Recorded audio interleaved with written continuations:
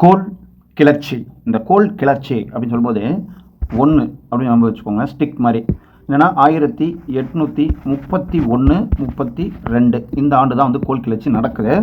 குறிப்பாக அந்த 2 ஆண்டு ஞாபகம் வச்சுக்கணும். அதே போல் 2 பேர் ஞாபகம் வச்சுக்கணும் கோல் கிளர்ச்சிக்கு. பிந்தராய் சிங் ராய் அப்படின்னு சொல்லிட்டு ராய்னு வருது பாருங்க. கோல் கிளர்ச்சி அப்படின்னு வந்தால் கோல் அப்படின்னா நமக்கு ராய் அப்படிங்கிறத ஞாபகம் வச்சுக்கோங்க. அதிலே கண்டுபிடிச்சலாம் பிந்தராய் சிங்கராய்னு சொல்லி கண்டுபிடிச்சிடலாம். இந்த சோட்டா நாக்பூர் இருக்கு இல்லையா, அதே போல் சிங்பும் இந்த ஏரியாலாம் கேள்விப்பட்டிருப்பீங்க. இந்த ஜார்க்கண்ட், ஒடிசா இந்த பகுதிகளில் தான் நீங்கள் பார்க்க முடியும் சோட்டா நாக்பூர் பகுதி. இந்த ஜார்க்கண்டில் குறிப்பாக அந்த சிங்பும் இந்த இடங்களில் தான் இந்த கோல் மக்கள்னால் கோல் பழங்குடியின மக்கள் தான் இவங்க வசிக்கிறாங்க. இவங்க தான் வந்து இந்த கோல் கிளர்ச்சியில் ஈடுபடுறாங்க. எதனால் அப்படின்னு கேட்டால், இந்த கோல் பழங்குடியின மக்கள்கிட்ட நிலம் இருக்குது. இந்த நிலவரி கட்டணும் இல்லையா, இதுதான் அரசருக்கு கட்டணும். ஆனால் அரசர் என்ன பண்ணிட்டான் அப்படின்னாக்க, சோட்டா நாக்பூர் அரசன் என்ன பண்ணிட்டான், இந்த வருவாயை வசூலிக்கிற பணியை கொண்டு போய் வட்டிக்கு பணம் கொடுக்குறவங்ககிட்ட கொடுத்துட்டான். இப்போ வட்டிக்கு பணம் கொடுக்குறவன் என்ன பண்ணுறான், குத்தகைக்கு நிலத்தை வந்து மக்கள்கிட்ட கொடுத்து பழங்குடி மக்கள்கிட்ட கொடுத்து பழங்குடி மக்கள் வந்துட்டு அவங்கள்ட்ட கப்பம் கட்டுற மாதிரி ஆயிடுச்சு.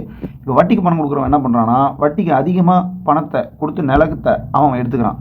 இப்படி வந்து பழங்குடியின் மக்களை கட்டாயப்படுத்தி அவங்கள வெளியேற்றவும் செய்கிறான், பணம் அதிகமான வட்டி கட்ட முடியலன்னா. இப்படி ஒரு சூழ்நிலையை தான் இவங்க எதிர்கொள்கிறாங்க கோல் கிளர்ச்சி மக்கள், கோல் பழங்குடியின மக்கள். இதுதான் கோல் கிளர்ச்சின்னு நம்ம சொல்கிறோம். இது எப்படிலாம் எதிர்ப்பு தெரிவிக்கிறாங்க அப்படின்னா, மேலதாளங்கள் முழங்கியும் அம்பு இருக்கு இல்லையா, அம்பு வச்சு அப்படியே அடிக்கிறாங்க. வெளியாட்களை வெளியேறுங்க கிராமத்தை விட்டு அப்படின்னு சொல்லிலாம் இந்த மக்கள் செய்கிறாங்க. முக்கியமாக வெளியாட்களினுடைய சொத்துக்கள் மீது தாக்குதல் நடக்குது, கொள்ளையடித்தல் நடக்குது, கலவரம் நடக்குது. இந்த மாதிரி கோல் மக்கள் போராட்டத்தில் ஈடுபட ஆரம்பித்தாங்க. இதை தான் நம்ம கோல் கிளர்ச்சின்னு சொல்கிறோம்.